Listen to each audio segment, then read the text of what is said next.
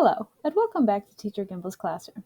Today we're going to be going over Illustrative Math, Algebra 1, Unit 1, Lesson number 9. If you like this video, make sure to like and subscribe so you can get access to more of my videos as well. Let's get started.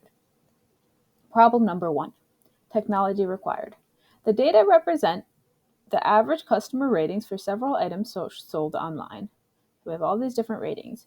Use technology to create a histogram for the data with intervals 0 to 1, 1 to 2, and so on. So I'm going to use technology. Now, my preferred technology when I'm working on the computer is this website called Staplet. So statisticsapplet.com, Staplet.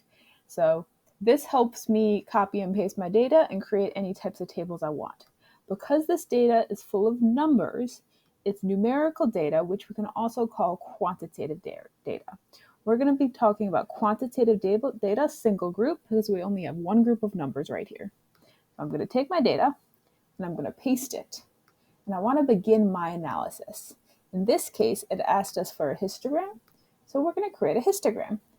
We asked for an interval width of 1, and in this case, it gives us the interval width of 1. But if we wanted to specify that, we could specify that as well by hitting interval width of 1. So here's our histogram. We have the different amounts, so x is in between 0 and 1. We have one count of that. We have two counts of x between 0 and 2. And that makes sense because we only have one that's in between 0 and 1 and two that are in between 1 and 2.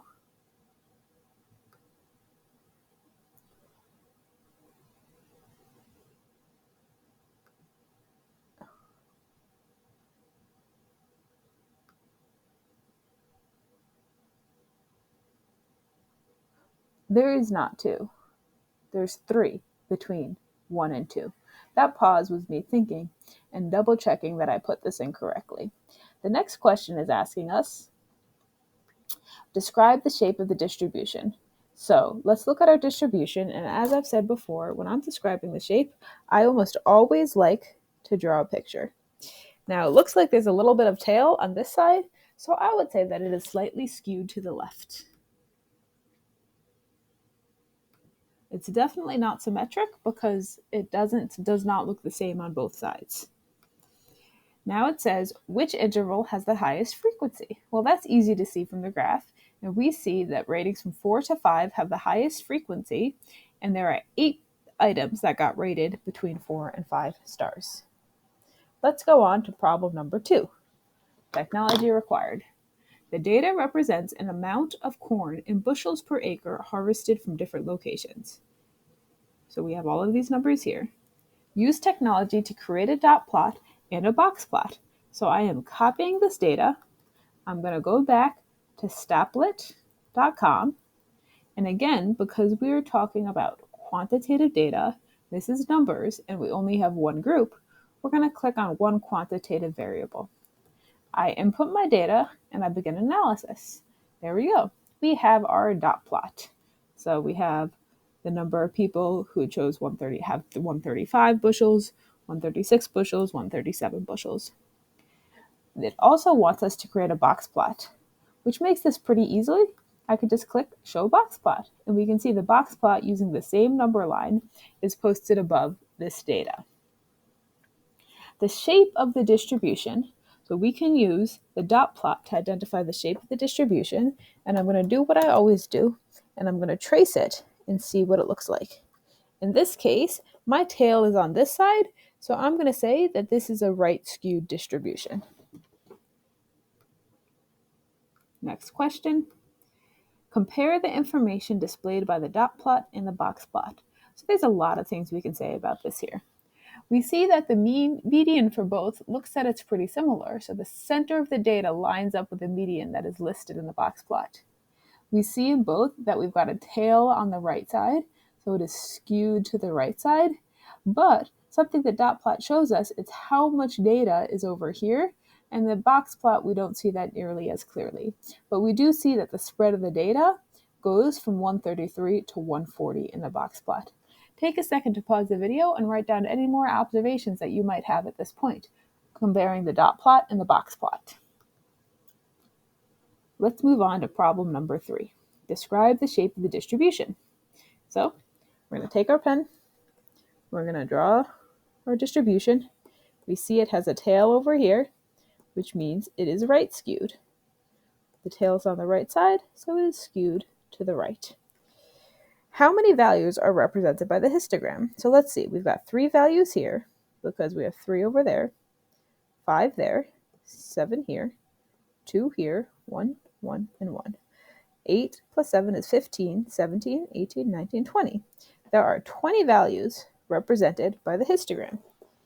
Now we need to write a statistical question that could have produced the dataset summarized in the histogram. So we need some type of data that has values between 0 and 27. If I was going to think of a statistical question, maybe I would think of how many vegetables does somebody eat in a week? A survey of 20 people were done, and how many vegetables does each person eat in a week? Some people eat 1 or 2 vegetables. Some people might eat all the way up to 24 to 27 vegetables. So all of the answers between 0 and 3, 3 and 6, 6 and 9, 9 and 12 are pretty reasonable solutions in this case, which is why it would be a valid statistical question. Pause the video now and see if you can come up with your own statistical question. Put a few options in the comments, and I'll let you know if you're correct or not. Let's move on to the next question. Problem number 4. The dot plot represents the distribution of satisfaction ratings for a landscaping company on a scale of 1 to 10. 25 customers were surveyed. On average, what was the average satisfaction rating of the landscaping company? So we can look at a few different things here. Let's look at all 3. We can look at the mode, which is the number that comes up the most. That's 8. So that might be an option. We could look at the median, where we cross out. Boom, boom, boom, boom. Why do I feel like all these 5s get crossed out by 9s? And then I know, however I cross it out, we're going to be left with an 8 in the middle, so that's my median. Or I could go ahead and calculate my mean. And I think I could do that in my head because we have 25 customers. We had 1, 2, 3, 4, 5, 6, 7 times 5, so that's 35 here. We're going to add up each value plus 1, plus 8 times 1, 2, 3, 4, 5, 6, 7, 8, 9, 10, 11, plus 88, plus 36, plus 20. And so those are all the different customer ratings that I quickly calculated in my head. If you're having a hard time doing that, just write out what each dot is, and you should be able to intuitively see it. If you don't remember how to do that, I go over that in one of the earlier videos. So when I add them all up, I get 180, and the mean is going to be 180 divided by 25 because we have 25 customers who were surveyed. So that's the number of values that there are, which gives us 7.2. So we have different ways of measuring the average satisfaction of a landscaping company, and you could use any of these. So on average, about the average rating that the landscaping company got was about 8 stars. Or I don't know if it was stars, but we'll say that as 8 stars. All right. If you have any questions, please let me know. Put them in the comments below, and I will get back to you. If you like this video, please make sure to like and subscribe, and I'll hopefully see you on the next one.